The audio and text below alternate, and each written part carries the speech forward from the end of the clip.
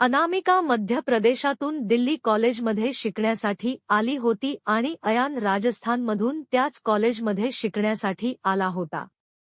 अयान एक साधा मुलगा होता, जी ना मुलींशी जास्त बोलत होती ना कोणाची जास्त काळजी घेत होती. अनामिकाला अयानबद्दलची ही गोष्ट खूप आवडली होती आणि ती कोणत्या ना कोणत्या बहाण्याने अयानशी बोलण्याचा प्रयत्न करायची.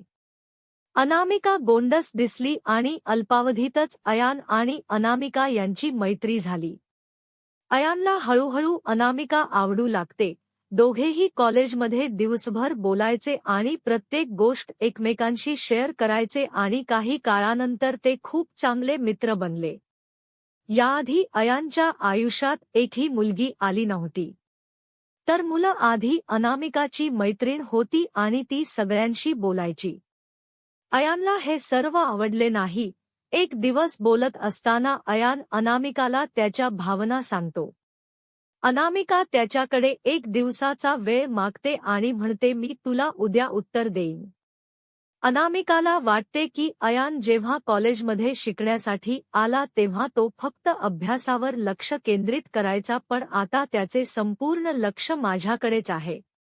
जर मी त्याची मैत्रीण झालो तर तो त्याचा अभ्यास विसरून फक्त माझ्यावर लक्ष केंद्रित करेल. हे सर्व विचार अनामिकाच्या मनात येतात आणि दुसऱ्या दिवशी अनामिका अयानला नकार देते आणि म्हणते की मी तुला माझा मित्र मानते आणि यापेक्षा जास्त काही नाही. मी इथे अभ्यास करायला आलोय आणि बाकी काही करू नका. तुम्हाला हवे असल्यास तुम्ही माझे मित्र होऊ शकता. अयानला याचं खूप वाईट वाटतं आणि तो मैत्रीला नकार देतो आणि अनामिकाला खूप समजावतो, पण अनामिका काही ऐकत नाही आणि अयान अनामिकाशी बोलणं बंद करतो आणि काही दिवस कॉलेजलाही येत नाही. आता अनामिकाला विसरून तो पूर्णपणे अभ्यासावर लक्ष केंद्रित करतो आणि ना कोणाशी जास्त बोलतो ना स्वार्थी. लवकरच कॉलेज पास होते आणि प्रत्येकजण वेगळा होतो. अयान कॉलेज ग्रॅज्युएट झाला आणि आधी नोकरीला लागला. अयानला अनामिकाबद्दल कळायला 2-3 वर्षे उलटून गेली आणि अनामिकालाही अयानबद्दल काहीच माहिती नाही. अयान आपली जुनी कंपनी सोडून नवीन कंपनी जॉईन करतो, ज्यामध्ये त्याची पोस्ट आणि पगार दोन्ही पूर्वीपेक्षा चांगले आहे. अयान जेव्हा पहिल्या दिवशी ऑफिसला जातो तेव्हा त्याला कळते की अनामिकाही त्याच्या ज्युनियर म्हणून या ऑफिसमध्ये काम करते. तो तिच्याकडे अजिबात लक्ष देत नाही आणि त्याच्या कामात व्यस्त राहतो. असे काही दिवस चालू होते. दोघेही एकमेकांना आधीच ओळखत होते आणि एके दिवशी दोघांनाही एका प्रोजेक्टसाठी एकत्र बाहेर जायचे होते. प्रोजेक्ट संपल्यानंतर अयान आणि अनामिका एकमेकांशी अनिच्छेने बोलू लागतात. अनामिका अयानला समजावते की तिने तिला नकार का दिला होता. अयानला अनामिकाचा मुद्दा समजतो आणि ते पुन्हा घट्ट मित्र बनतात. आणि संपूर्ण ऑफिसमध्ये त्यांच्या मैत्रीची चर्चा सुरू होते. अयान एक साधा मुलगा होता, त्याला कोणाची फारशी पर्वा नव्हती. काही वेळाने अयान अनामिकाला डिनरला घेऊन त्याचे प्रेम व्यक्त करतो. यावेळी अनामिकाला अयानला प्रेमासाठी नकार द्यायचा नव्हता, पण तिच्याकडे पर्याय नव्हता कारण काही दिवसातच तिचे लग्न होणार होते. अनामिका अयानला तिच्या लग्नाबद्दल सांगते.